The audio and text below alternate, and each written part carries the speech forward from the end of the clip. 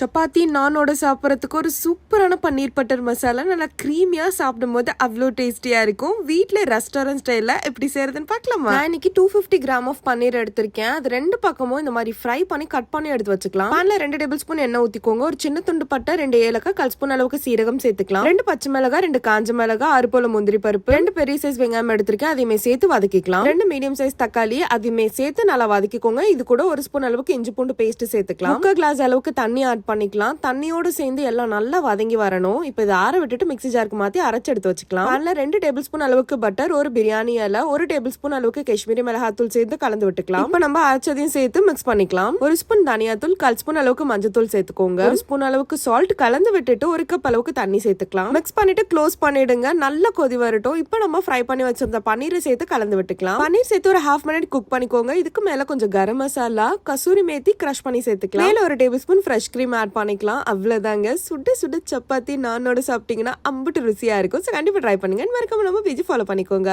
பாய்.